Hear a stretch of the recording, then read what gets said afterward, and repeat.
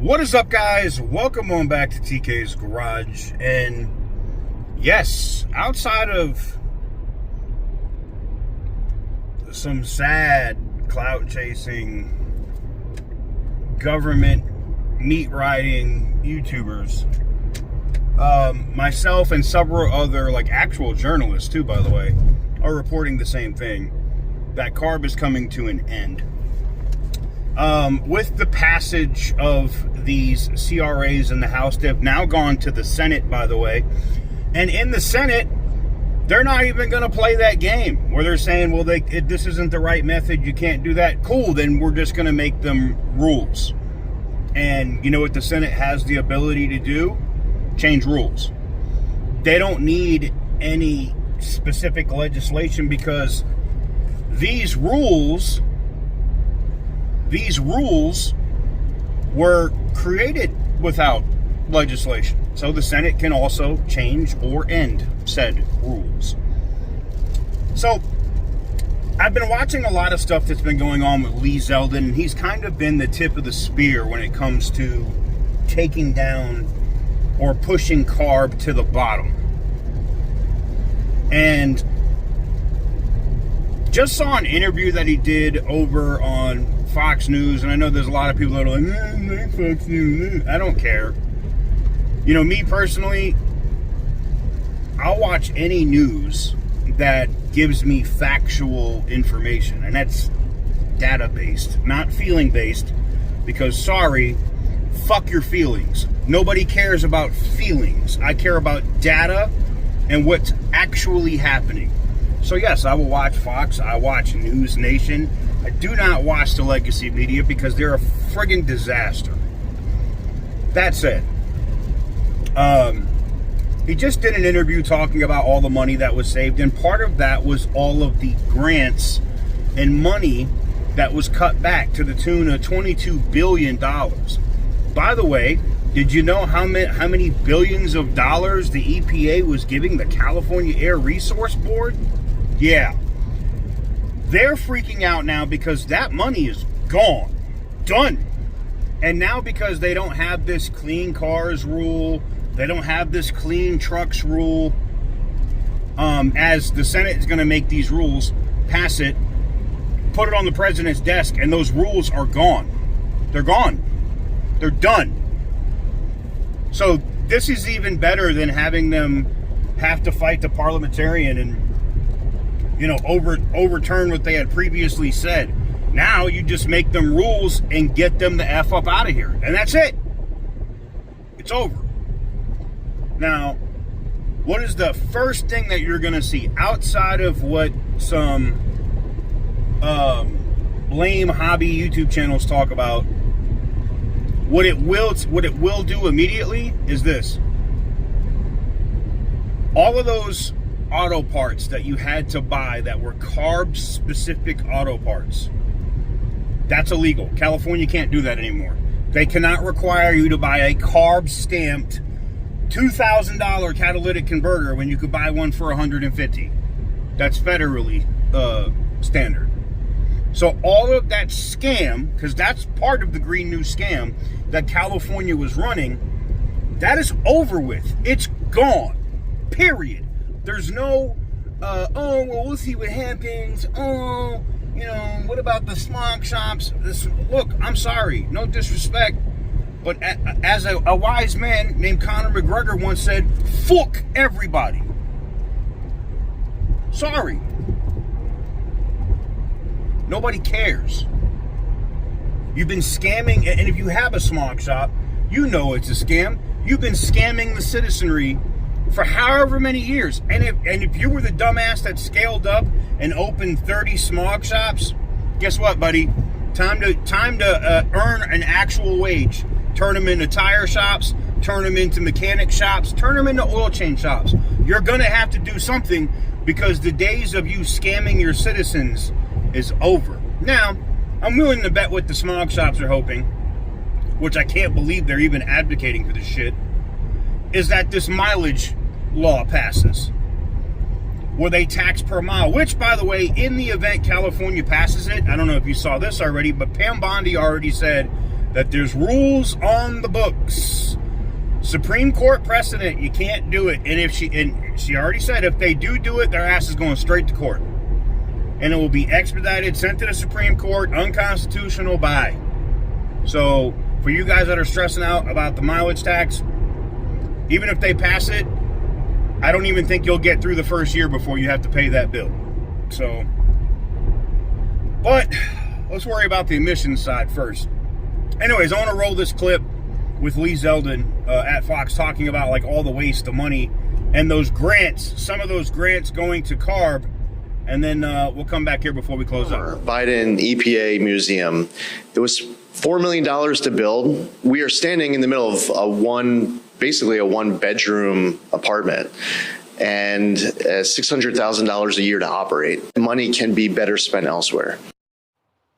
Last month, we told you about EPA Chief Lee Zeldin shutting the Biden-era EPA Museum for wasting millions of your taxpayer dollars. That was an outrageous story.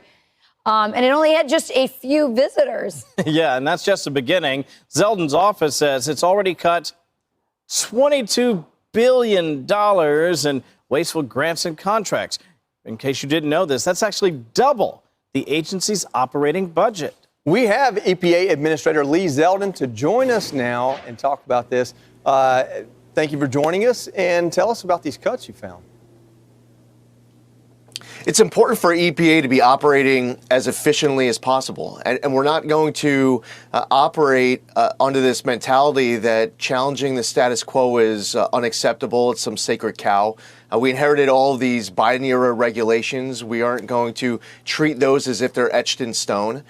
And as we see tens of billions of dollars going out through self-dealing and conflicts of interest, unqualified recipients, and reduced agency oversight, we're going to take action. We will have a zero-tolerance policy for any waste and abuse. So these are the principles that we bring in. And the Trump mandate at the Trump EPA is making sure that we're operating as efficiently as possible and we're powering the great American comeback. That means clean air, land, and water for all Americans. That gets to our core mission. Unleashing energy dominance, pursuing advancing cooperative federalism, pursuing permitting reform, making America the AI capital of the world, bringing back American auto jobs. We choose both protecting the environment and growing the economy at the Trump EPA. You know what? Two parts of this comment. Kevin Cork here with you, Administrator. First of all, I know you're a cabinet member now, but I still miss seeing you on Gutfeld. Just going to throw that out there. We think you should get back on the show. Always very entertaining. I want to ask you about returning to Reagan-era staffing levels. I live in Washington. A lot of people there, a lot of consternation about staffing cuts, but you feel like you can efficiently do the job with less. Yeah, so we come in and we inherit these massive backlogs, hundreds of state implementation plans that have to be reviewed, hundreds of new chemicals, over 12,000 pesticides that are under review. And when I sit down with these offices and I ask them, what do you need in order to be able to get rid of these backlogs? They have ideas for other employees in the agencies that are working on other things that if they were helping them, we can reduce all these backlogs. So what was so important to us is making sure that we are fulfilling all of our statutory obligations, and that we were getting rid of these backlogs that we inherited. So we believe that we should have not one more or one less employee than what is necessary to fulfill these statutory obligations and power the great American comeback. Every employee costs on average about $200,000 to the American taxpayer. We owe it to the American taxpayer to operate as efficiently as possible. And reducing the size of government isn't about going backwards. It's about making sure that we're modernizing the workforce and operating as efficiently as possible for the taxpayer.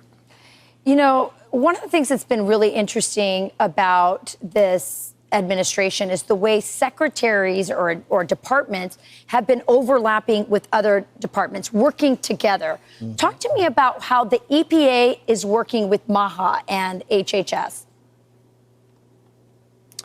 So chaired by Secretary Kennedy, the Make America Healthy Again Commission brings together different agencies with overlapping jurisdiction, as you point out, Rachel. And I just did an event with Secretary Kennedy in Salt Lake City, Utah. Secretary Kennedy was advocating passionately for EPA to be considering new science as it relates to fluoride in drinking water. I sat and met with him. I heard his argument. It was very compelling. So that's what we're going to do. The last time the EPA looked at the science was July of 2024. But after that, the National Toxicology Program released a report in August. And there's other studies to look at, too. This is Secretary Kennedy fulfilling what, in many respects, was President Trump's campaign promise to bring these agencies together. We also see it with the National Energy Dominance Council. Right. I'm often sitting down at meetings inside the Oval Office, and it's not just me. I'll be there with Secretary Duffy and Lutnick and Burgum and Wright and others talking to the president about where we all are working together to make sure that we're not siloed off. We are getting his agenda over the finish line fast. I love it. Administrator Zeldin, thank you for joining us. As a conservationist, I appreciate this point of view. I hope that you're working with some of those organizations. We do want to protect the world God created for us. We just don't need to do it to our own detriment. And I appreciate your point of view and the perspective you're bringing. Thanks, you. Appreciate it. So like I said, it is a rainy, miserable day here in Las Vegas. But I just wanted to say, man, look, we have been advocating and fighting for this for years. I have so many friends that live in Orange County, friends that live in LA and LA County. You see me, I post them all the time. Hip hop artists, real estate guys, football players. I had a lot of people in California, right? And I hate the stuff that they have to go through. When I see how much it costs them just to live there, nah. Because every time I go to Orange County, I'm like, I should just buy a house. I should. Yes, I'm going to buy a house half the size of my house I have here for twice as much money. So I'm going to spend like $1.5 million for a very small house in Huntington Beach. But it's also about where you live, what's there, who's your neighbors, what the crime situation is, quality of life. I just can't get over how much I got to pay to live there, to be a resident. I don't want to pay those taxes. I don't. So the mileage tax thing, I wouldn't too much worry about that. But the emissions thing, for you guys that are stressing, that is the latest update. Is we don't even have to worry about them becoming CRAs at this point. We don't. We have zero to worry about them becoming CRAs. Why? Because, thankfully, John Thune is not a dumbass in the Senate, and he did work with Ted Cruz, who's a brilliant, whether you like him and hate it or hate him as a politician, and I'm not really a fan, but his legal mind as an attorney, he's a freaking genius when it comes to the legal stuff. You got to give credit where credit's due, even if you don't like somebody. I'll give credit where credit's due. But we'll see what happens. We should know something. I mean, guys, it's Monday. We should know something by Wednesday where we're at. If they become rules and they hit the president's desk before Friday, this is a wrap. It's over. So let me know what you guys think in the comment section down below. Give the video a big thumbs up if you like what I do. Hit the subscribe button if you haven't already. If you agree with my